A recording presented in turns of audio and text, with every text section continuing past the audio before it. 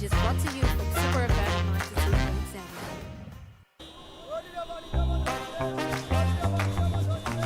92.7. In a hurry, don't risk your life. Pedestrian bridges are there to keep you safe. Crossing highways or busy roads without using the bridge puts you just one step away from danger. One safe step can save a lifetime. Use the bridge. It's there for you. This safety message is brought to you by Super FM 92.7, reminding you better late than never. We don't just talk the talk, we walk the walk. Switch to the good side of life here on 92.7 Super FM. Join our amazing news team as they dissect trending topics in politics, health, education, business, and many more. Live every day at 7:30 till 9 a.m. on 92.7 Super FM, your one family, one radio station. Spotlight on 92.7. It's spot on.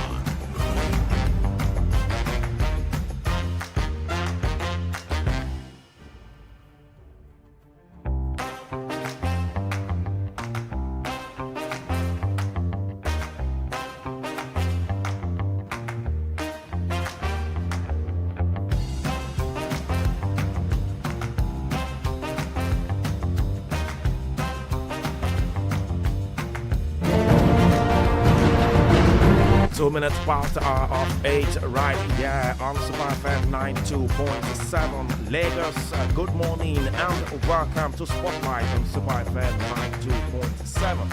Yes, Spotlight is where we dissect the top trending stories, issues relating from politics, governance, and other things that's definitely trending across our country, Nigeria. Today, on Spotlight, we had the group of the people of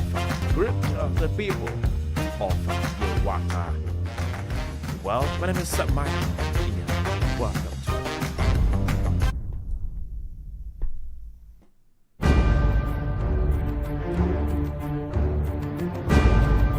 Yesterday, tension gripped Yelwata community in Benue State after gunmen reportedly shot people in the early hours of yesterday. The attack is coming barely 2 months after gunmen believed to be headers on June 13th stormed the community, burnt alive during a night of brutal violence. The killings in Benue have during a night of brutal violence. The killings in Benue have attracted national outrage and global attention, even from Pope Leo, who condemned the terrible massacre. Barely 2 months where all of this happened, women came out en masse. All of this had more right here now joining us live to discuss this crisis rocking the people of Benue State is a retired Assistant Inspector General of Police. We have Wilson Inailugo. Mr. Wilson, good morning and welcome to the program. Oh, thank you. Good morning. Thanks for having me.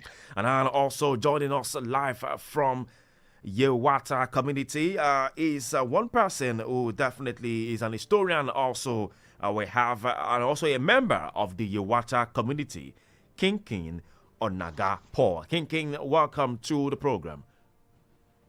Thank you, Mike, for having me. All right, we also have the media and publicity height of IDPs in Benue State. We have Comrade Joseph Apahajo. Comrade, welcome to the program. Good morning. Thank you very much, Mr. Mike. And listeners, you're welcome to the program. All right, now, the incident just 2 months ago, the president came to Yelwata to address this crisis that happened where over 200 people lost their life in Yelwata community in Benue State. And now, again, gunmen killed 3 in a fresh attack yesterday. Paul, take us through what happened. What really happened yesterday?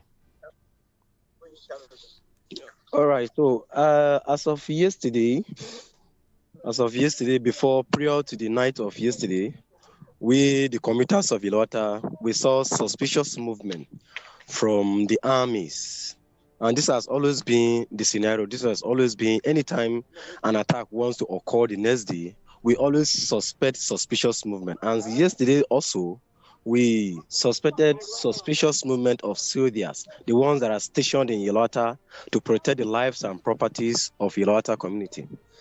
So we saw them, just like I said, we saw suspicious movement. They were moving in twos, some were moving in threes. They moved around the town because I am a commuter here. I've been here since childbirth. Even I schooled and did all of my things and always been around here. So I always hold my phone, I stay outside, do my Facebooking, and then still awake till 2 o'clock. So I saw their movement. The community saw their movement. How they were moving around the whole community. They moved around, and then the next day, that was yesterday, early morning, the Fulanis took. And these guys are not gunmen. They are Fulanis. We saw them yesterday. My brother saw them. They were right in their houses. They were about preparing to go to farm before they were attacked. 3 people were killed, and then 3 were shot and taken to the hospital. And as of this morning, we got a call that one that was taken to the hospital due to poor health treatment. He has been confirmed dead. That is 4 died and then 2 shot and are receiving treatment at the hospital in Makodi, teaching hospital. What one person has, that's 4. One person has gave up the ghost just this morning. This morning, making the number to 4. This is disheartening, I must say. This is disheartening. Let me come, before I come to our AIG, let me come to Comrade Joseph. Comrade Joseph, I know you've been to IDPs, and yesterday, all the women gathered to protest this incessant killing in Benue State. What you spoke with some of these women? What was in their mind? What's happening? Yeah, thank you very much. Yesterday, the women protested to make their demand known to the government in case the government is not aware of what is happening. You see, as Paul has rightly said, the issue of conspiracy among the soldiers has been a prime problem in Benue State. Any attack that is carried out is suspected to be a compromise between the soldiers and the Fulanis. So the women were protesting that the government should withdraw the services of the army that are stationed in Yelwata, whence they cannot protect their lives. Because these people are there, if you can recall, the massacre that took place on the 13th and 14th of June, barely 2 months ago, the soldiers were there and couldn't intervene. It was the police and the vigilante group that rebelled against the invaders. So the women now... When soldiers were there yesterday? The soldiers were there. Yesterday or... They couldn't attend to the... Hello? Yesterday or then, when it happened the first time? No, then. Even yesterday, soldiers were there, they did not even attend to the incident. It was even the police and the vigilante group that went there. So the women now, the soldiers has been on the ground there to save them, to safeguard them against these attacks. But since they're non-effective now, the women decided to go on and protest, to call on the government to withdraw them. And actually, yesterday, they were withdrawn. But later this morning, when I called across to Paul Kikin, he told me that the soldiers came back yesterday in the night to station again in Yelwata. So this is what the demands these people were making, that the government should withdraw these soldiers because they are not helping them. All right, Paul, are you there, Paul? Yes, yes. I have. I know there's some women there who also want to speak. Can we please listen to them? Oh my God, I was with her. I think she left. Okay, please, if we can reach out to those women, we would appreciate your effort in doing that, because we really needed to know what really is happening in Benue State. It seems to be like since the president left, and some people are just still sleeping. Some people tend not to want to take action, even despite the fact that we know that there's been an order from the president. Well, please let us know when you get across to them, Paul. All right, sir. Okay, let's quickly go to our AIG right there. Mr. Wilson, this is very disheartening. You've had them. You've had Paul. You've had Comrade Joseph there. What's your reaction when you had the killings again, just 2 months after the president gave an order? Yeah, well, I think my heart goes out to our brothers and sisters in Yelwata that having been traumatized, killed, and just barely 2 months after that major attack, where several lives were lost, for that community to hear the sound of gunshot, certainly it will create a lot of fear, panic, and anger on their minds. Understandably, they took out their frustration by staging a peaceful protest along the highway. It's unfortunate, but there is a need to build the trust and confidence between security agencies and the public they are meant to protect. When there are doubts, every effort must be made to clear those doubts that, look, this is the situation. And I think that calls for constant engagement with relevant sections of the community so they can understand what is really at play. Obviously, having witnessed that terrible, unfortunate attack, and for anyone to happen, I think the community expected that the response would be more robust. When that didn't occur in their own view, they came, to protest. But I think it's about building the confidence and trust between the community and the security agencies so that areas of doubt will be cleared. I think when the security agencies, through robust engagement, give clarity to some of the happenings, the trust can be restored. I think that's what is going on. Thank you. But why does it seem to be like, despite the fact that the president gave an order and things are not being done? You heard the way they said the army were not there. Probably they left and they just came back. And when they heard that there's an attack, they came back this morning. It sounds like what Nigerians are used to, that, when there's a robbery going on somewhere, you won't see some security personnel, some security officers. It's after they've left, then they will come and start arresting innocent people. So what does it seem to be like? The president himself was even present in Benue, though he didn't visit the scene, but he was there in Benue State at the government house. He addressed all of these issues. He gave command. Yeah, his visit to Benue underscores the importance he attaches to the situation in Benue. So I think the people of Benue are happy that the president visited. But I think they also expect that in terms of early warning and response, they expect a better response. And I think they, understandably, that is necessary.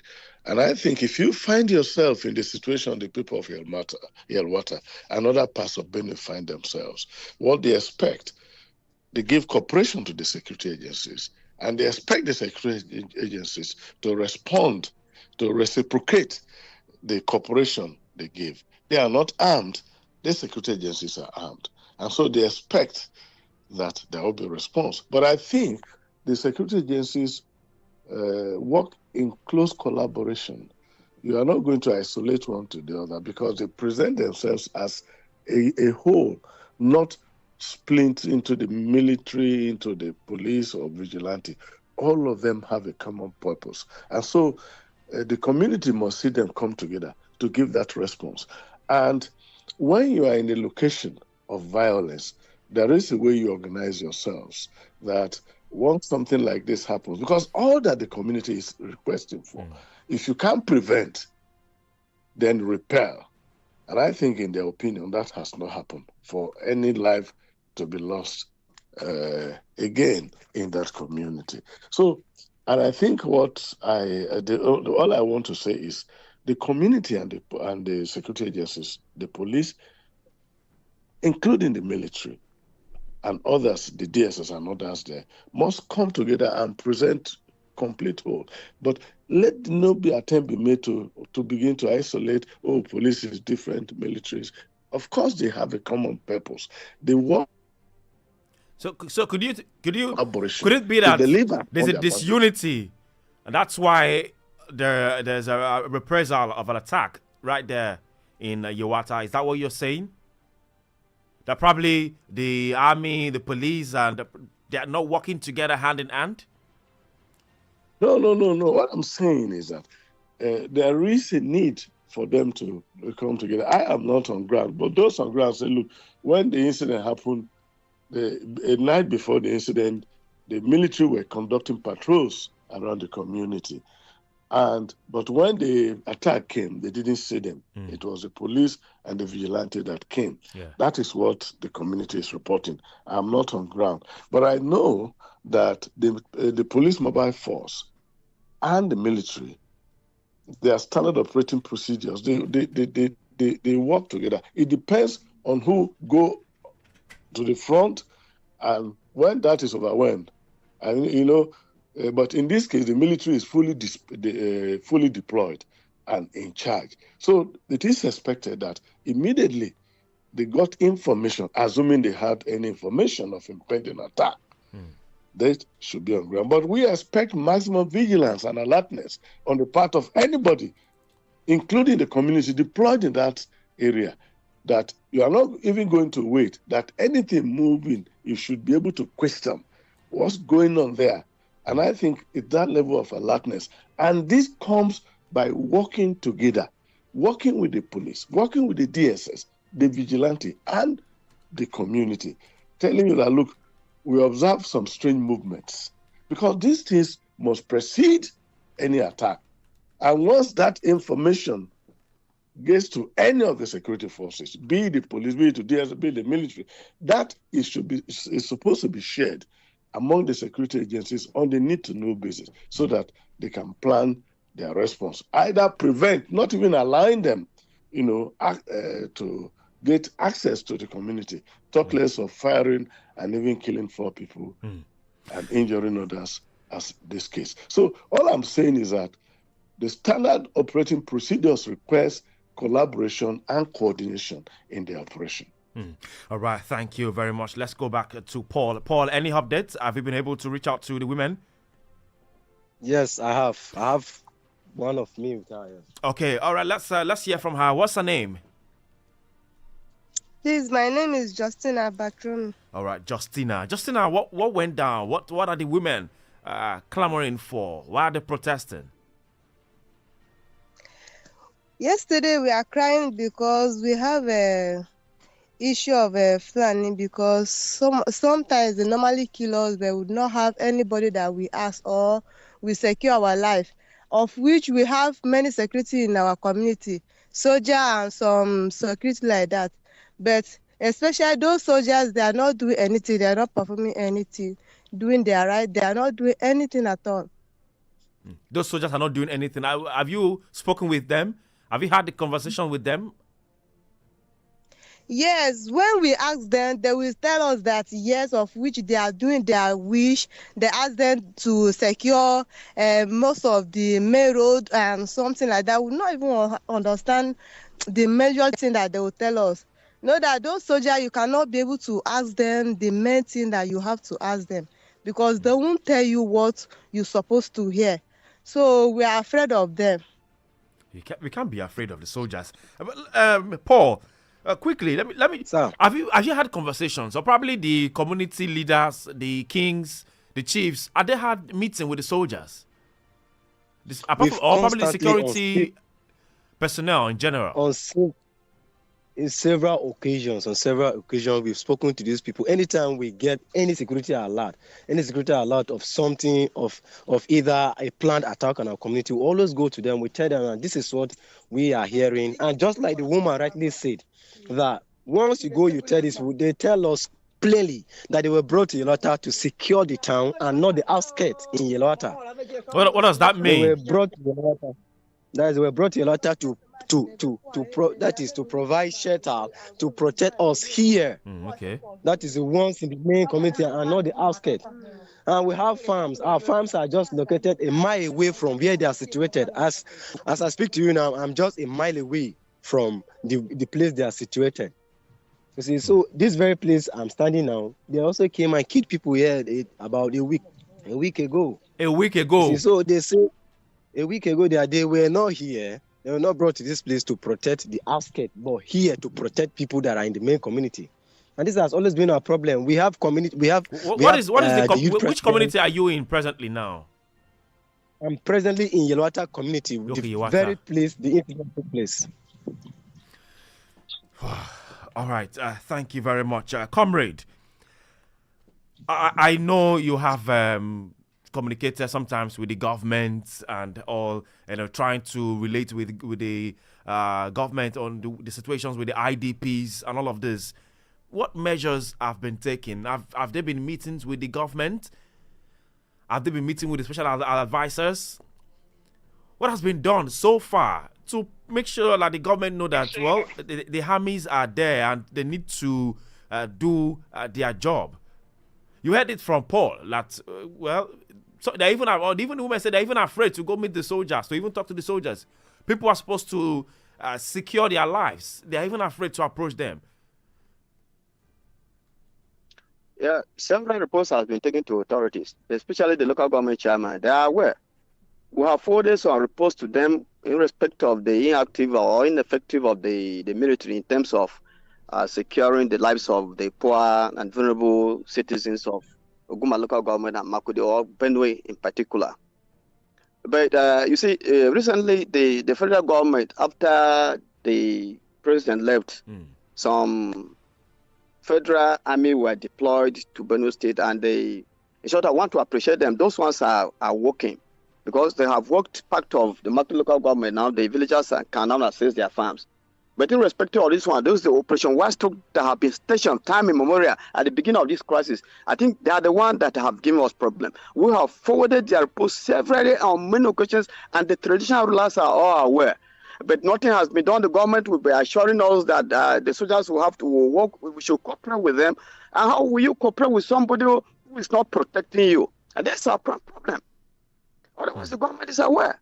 Our chairman are aware. The traditional rulers are aware.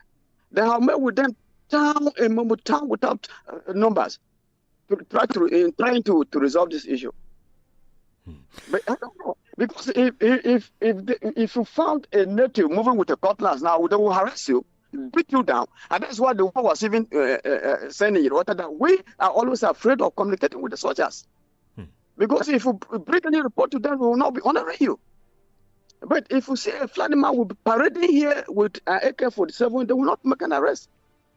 I've just asked. They are stationed in Uday, they are stationed in Yobo, they are stationed in Yelwata. How many Fulanis do they arrest? But if any native will try to move out or with a cutlass for self-defense, they will have to apprehend such a person. And even if by mistake you are found with a beef meat that you even bought in the market, you even buy in the market, they will still arrest you and will suspect you to have roasted a cow. So these are the challenges we are facing. So we don't know really what is happening in Nigeria. Arrest you for catching bush meat? Yes, if you are found with a beef, they will suspect you to have roasted a cow and they will have to maltreat you. These are challenges we are facing. But the people we kill, the Flanders we kill, and the next day they will still parade and graze around. I went to the village sometimes. It was very unfortunate. I witnessed somebody was killed in Yobo, and they brought the person in my presence when I was just trying to cover to cover the incident. I saw Flanders who were grazing and peeping when these women were crying and rolling themselves on the ground. They soldiers were there. They were there to make an arrest. How will people will kill you and you are crying and the people are peeping to see how you are crying and rolling on the ground? This is a situation we are facing. So I don't know what is really happening. The president came. We appreciate the efforts of the president of Nigeria, President Tinubu, for his quick response and the directives he gave. But you see, if Yelwata is still attacked, irrespective after this massacre of over 200 lives that were lost, it is still a surprising thing to me and to the entire world. Very surprising. In the history of the world, we have never seen a situation where people are even burned with children and even pregnant women exposing their fetuses outside. Very, very disheartening, so I must say. And at exactly on June 18, 2025, Wednesday precisely, the president arrived at Benue State. He gave directive. Let's listen to what he said. And after he said all of this, still yet, this crisis are still happening. This is really calling for questioning. I give you the assurance that we will find peace. We will convert this tragedy to prosperity. Police, I hope your men are on alert to listen to information. How come no arrest is being made? The president gave this order that, peace will definitely come to Yelwata. But month after, there have been reports, you heard it from them, presently right there in Benue State, that attacks are still going on in Benue State. And this is called for questioning. Let me come to our AIG. AIG, sir. Well, do you think that our security structure has really been compromised? You heard it from the woman, you heard it from the man, Paul, you heard it from this, who are right there in Yelwata experiencing this disheartening act. This is a massacre. Yeah, some don't even know if this will come to their, God forbid, this will come to their doorsteps. Yeah, it's unfortunate, and the women they are right to express their bitterness and disappointment with the response or the lack of response of the military. But I want to go back to what the CDF said when he visited Benue before the president visited. Okay. And he made a proposal that the community should identify courageous, brave, and credible youths within their respective communities, and that the military could give them some level of training. They will become the first line of defense in the case of an attack. And that tells you that the numbers may not be there because of the crisis all over the place. The military, I'm told, they are deployed in almost about 32 states in Nigeria. So sometimes the deployments may be teen. And if the deployments are teen, it may not provide that robustness that the people expect.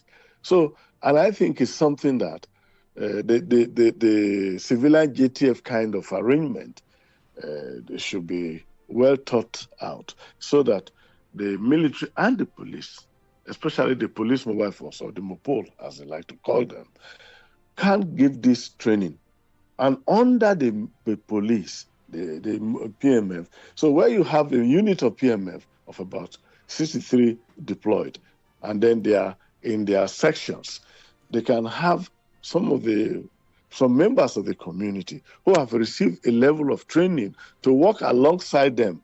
Those they can vouch for their behavior, their character, so that once they perceive there's an attack, an impending attack, once the indications indicate that an attack is imminent, those community volunteers that are trained, that work with the military or with the police, will increase the number of the security forces, and they'll be able to take on these people, or on these attackers. But you see, that is something we need to talk about. Okay. Everything we are talking about is kinetic. I mean, by way of response, armed response, and the rest of it. You see, these things have built over a period of almost 10 years. These attacks have been on and off. And I think it's time that the government adopt also the non-kinetic approach. I was part of a meeting in Makurdi, I think on the 7th or so of July, the Benue State Commission for Peace and Reconciliation. By the way, I'm a board member of the Benue State Commission for Peace and Reconciliation. All right, good. I attended a workshop. The Tortiv was there, and the deputy governor, the secretary to the government of Benue State, and other members, and those from Taraba State. And what were the points of discussion in regards to peace in Benue? Yeah, we discussed violence across the borders, the border disputes, incessant attack, and the way forward. And one of the things we looked at is access to justice. That once attacks happen, arrests should be made, and those seen to have attacked are prosecuted. And if there are actions that were taken, assuming there were something like cattle rustling or whatever attack, arrests should be made. And it should be known that government is not turning a blind eye to what is going on. And then we also call that, just like Benue State has a Commission for Peace and Reconciliation, and Taraba has, that Nasarawa should also have, so that they can have regular, contact among this commission. And then we talked about Benata, that the Benue, Nasarawa, Taraba youths should identify their youths and should establish a forum for the youths that will bring together the youth of Nasarawa, the youth of Taraba, the youth of Benue to discuss some of this violence. That is an all-community approach, and also the traditional rulers to engage with their counterparts. And we talked about having a kind of boundary coordinating committee to discuss security along the borders. That is, those along the river bank, River Benue, on the Benue side, on Nasarawa side, on Taraba side, to have regular interface to discuss, so that when they identify these unscrupulous individuals in their respective communities, they bring them to the authority, and then this will help. But we believe that justice, whoever attacks, be it Fulani Header, be it TB, Doma, be it anybody, that the law should take it. Let people see that government is in charge. And I think that will kind of give confidence to the people. But the community has a critical role to play. And one of the things we discussed is about active community engagement, that when the communities begin to engage across the river within their communities, they are better informed about occurrences, about going on, and they are in a better position to identify saboteurs among them, and then they will do things speedily. So I think the suggestion, the proposal, I should say, by the CDS, and the issue of access to justice, in this case, the police, when arrest is made, everybody should see that the case has been properly investigated and is being prosecuted, whoever. And then the DSS begin to gather this information, not just within the communities, but in Lafia town, in Makodi town, in Wukari and all these places, because for attacks to occur, some people fund it. And so when they begin to do a proper monitoring of the movement of people, I'm sure they are going to gather a lot of information that will thwart even this arrest before they manifest. Because without funding, without providing resources, might be when these people are in the bush, somebody gives them food, somebody gives them ammunition and all that. So it calls for community collaboration. All this will bring out relevant information that even before attack is planned, it is nipped in the bud. It is an all-community approach. It's an all-people approach, both on in all the three states. And wherever they are, this is what they can do. So the communities must work closely with the security agencies. And they've got to trust them. They've got to have confidence in them. Because if you don't work with them, you are not going to hear what they hear that they can pass to the community. And they should also be able to train the community to identify anyone in and how they can join the security forces to provide robust responses. AIG retired, AIG Wilson retired. Thank you very, very much for all of this. I'm looking forward to see how things can be better, how can be improved in our security, our structure right there in Benue State and even in Nigeria at large. But I'll come to Paul shortly. But before then, let me let you know that we're live on Facebook and YouTube at Super FM Lagos. We're live on Facebook and YouTube at Super FM Lagos. Yes, quickly, let's take your comment from social media, and also let's take your calls. Lagos, let's take your comment. All of these actions going on in Benue State. Call us 0705 690 0927. 0705 690 0927. or call 0802 502 7711. 0802 502 7711. You can also call 0802 0802 978 8003. 0802 978 8003. Don't forget, you can send us a message via WhatsApp. You can send us a message on WhatsApp on 0705 0705 6900 927. 0705 6900 927. You can also call us via that number. Well, let's go to this. Good morning, Mr. Inyang. We are currently reaping the results of injustice targeted at certain groups within the Nigerian space. It is not likely that the narrative is ever going to change, and I am not looking forward to it. The implosion, if Nigeria is long overdue. Well, Pristine from Lagos. So thank you very much for your message there. Well, let's go to Paul. Paul, are you there? Yes, I am. Okay, please, you heard AIG retired there made comments in regards to what the CDS had said, the advice CDS had given. Could it be that the youth there are not ready to collaborate with the security agencies for training and all of that? But before you answer that, let's quickly take your the whole communities. We submitted all the weapons we had. The whole communities. We submitted all the weapons we had, and we are not vulnerable. We have their guns, we have cutlasses. These guys are ready. We are ready. Just like the retired AIG said, we are ready. We have youths that are numbering over 1,000. We are ready to collaborate. We are ready to collaborate. AIG, you heard that. AIG retired. You heard that. Well, they were given amnesty and they surrendered everything. Probably the CDS have not been able to initiate its promise. Well, yeah, I think it was in June that the CDS spoke about this, June 2025. And I think what the local government chairman can do, he can make contact with the commissioner of police and the brigade commander and say, look, we have youths in our community. We know them. They are no criminals. Come and help us train them so that they can work with your personnel. Because when he made a comment that when they see you with a machete, they see you with something, the military will pick you up.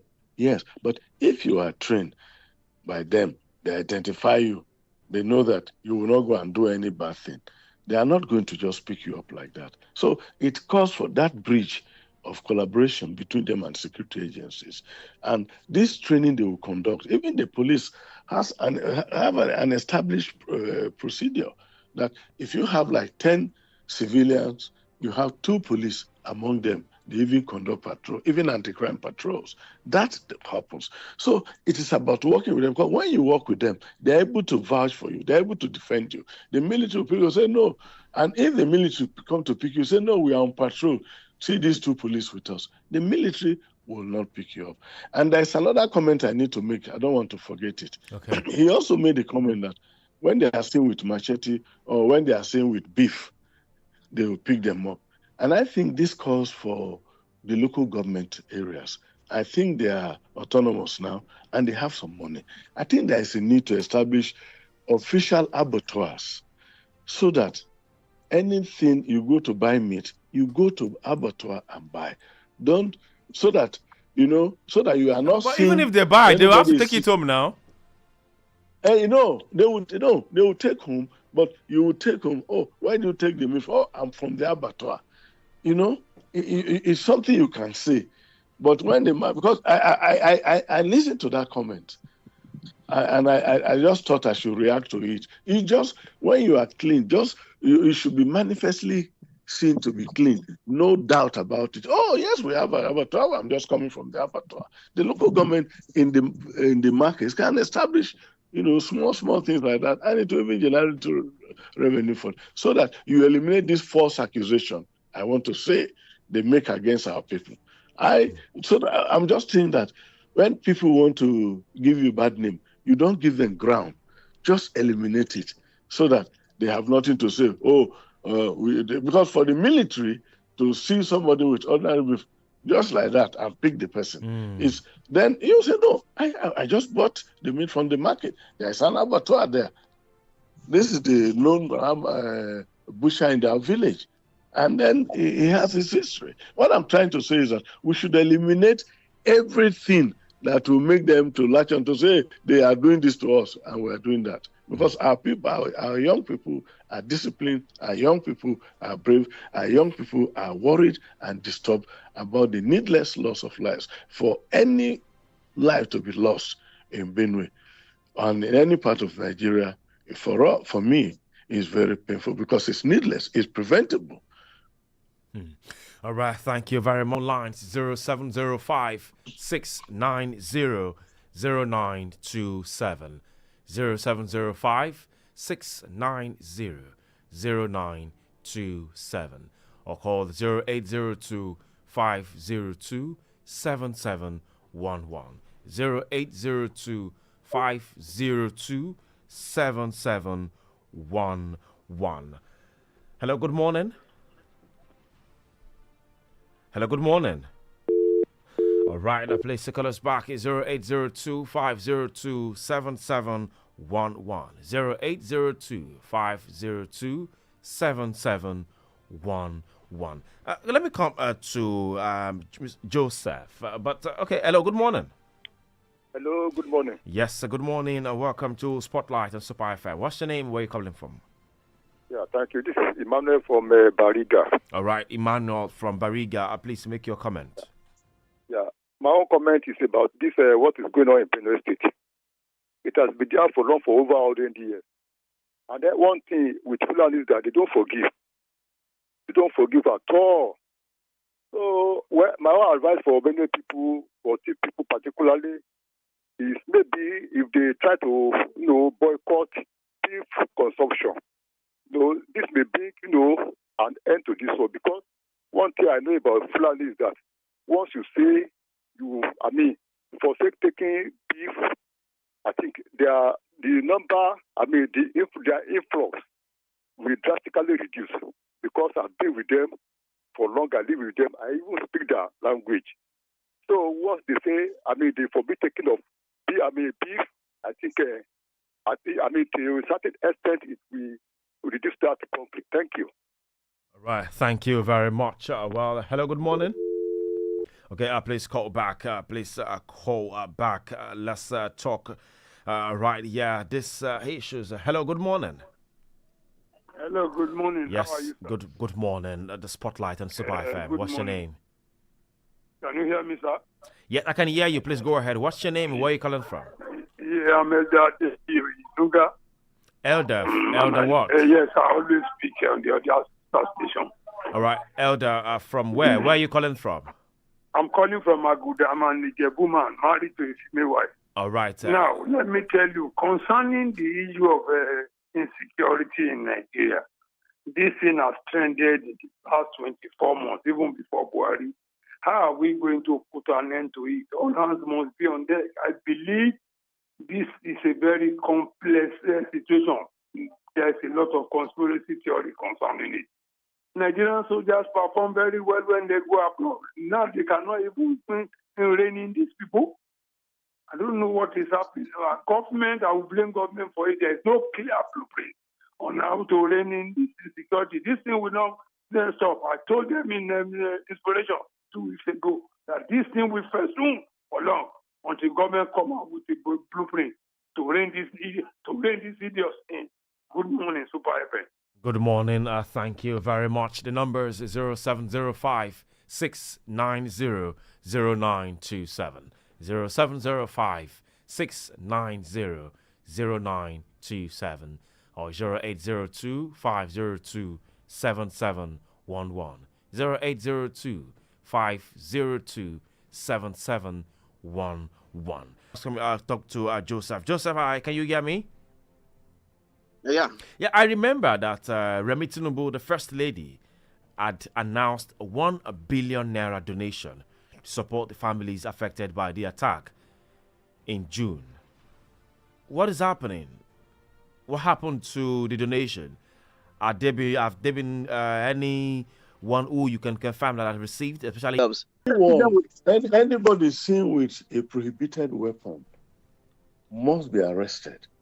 Number one, either by the police, by the DSS, by the military, or by an individual, if it is possible, because Section 26, the criminal procedure process, a civilian can also arrest and later hand over to the police.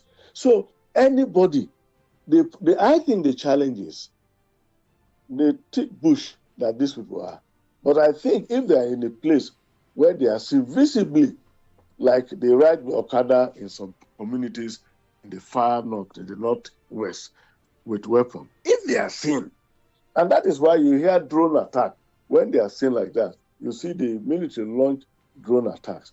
The military, the police, the DSS, nobody will see anybody armed illegally and leave the person. It's not, I am not on ground, but it is not possible because they say when an offense is being committed in your view. So if you do not arrest, it is neglect of duty. And every security person who is trained knows the implication of neglecting to perform his lawful duty. So if a Fulani man is seen with offensive weapon, he's liable to arrest. It's just that if he's carrying a gun, the civilians cannot approach.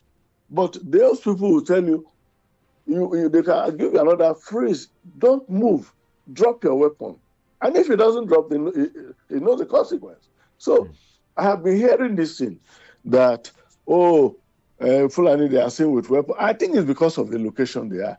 You know, when they want to cross the river, they cross about 1 a.m. People are asleep. They go and attack community. They enter boats. So that is why the collaboration among the people are living along the banks of River Benue, which has provided a kind of shelter and alert. And that is why most of you who comment, when I was listening to the women shout, they came from Nasarawa, because they expect that if they're in Benue, the Benue people will not let them, they will go. So they also expect that if you're on the other side of the river in Nasarawa or wherever, the people there should also report to the authority. So I think if anybody is seen with weapon, any trained security personnel will initiate an arrest. And if the person does not drop the weapon, especially if he's carrying a prohibited weapon, they know the implication. So I don't want to say the Fulani who carry weapon, those who are raring, you will see them with this machete. But to carry AK visibly, it's unfortunate our people, we live in concentrated villages. It's easy to surround our villages and search house to house.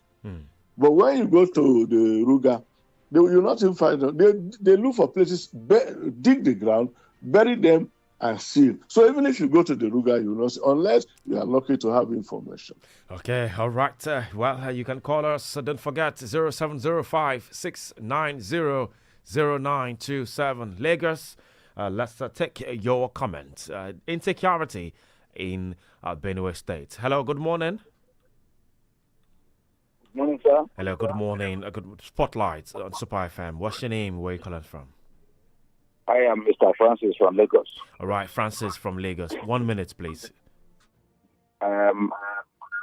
What bothers me is mostly that there has not been a time a Fulani headsman has been arrested since all this attack from each of these northern states. Why? Security men are there. The arms of police, the DSS, name them. There has not been a day we are told that a Fulani man has been arrested. These bandits have been arrested. What are the police? What are the army doing? We have not seen them tried. One, since all these incidents attack, we never see any of them being attacked or being arrested. So that brings to mind that they are compromising. I would not have to say it. If police have not made any arrest, army has not made any arrest, since all these incidents attack from state to state, what are the police? What are the army? What of the DSS? What of the, name the arms of security men. What are they doing? We have not seen anybody try. So that is my summit. All right, thank you very much. Well, let's go to social media. It says, good morning, Super FM Spotlight Anchor. Please ask the retired IG if it's call or train local youth to take charge at the community borders, an admission that the government security is overwhelmed and unable to secure the Benue communities. Again, what is at core to these incessant attacks? Isaac Ndukwe from Satellite Town. Isaac, thank you very much. I'm sure the retired AIG has gotten your question there. Says, okay, this is saying, good morning, crew. For the massacre that took place in Yelwata and Benue State, in which President couldn't reach, saying the road is bad, in which the governor turned a condolence visit to a campaign. Now, with the First Lady donating 1 billion to Yelwata massacre victims, I want to ask, does First Lady office recognized in the Constitution? Which money is, well, that's not what we're talking about here, because she's donated money. Like, okay, why don't the government deal with insecurity so that IDPs and people can go back to our homes to farm and take care of themselves, not the cash and carry approach of solving issues? Lekon from Lagos. Well, we don't really have much time. We really have to wrap it up right now. But Apa Joseph, quickly, the 1 billion that the First Lady gave, any update on it? Well, I can't really advise on the donation made by the First Lady of this country, because that money was given to the state government, and my findings reveal that the IDPs have been taken care of. So I don't know whether it is part of the money. That I can't tell. Unless I'll make findings on it and get back to you some other time. All right, please do make findings and get back because you're also the media and publicity person for the IDP. So definitely we'll know if that money has gotten across to the IDPs. Well, gentlemen, thank you very much for your time this morning on Spotlight. I believe that, things will definitely take shape. And peace will come back to Benue State. Comrade Joseph Apara, Media Publicity IDP in Benue State, thank you very much. Retired AIG, Mr. Wilson in Nalibu, thank you very much for your time on Spotlight this morning. Thank you so much. I didn't say that you should take over the security. I said they should reinforce the military or the police. All right. Just like working in collaboration. All right. Thank you. That's noted. Thanks for the opportunity. Thank you very much. Lagos, that's how much we can take right here on Spotlight.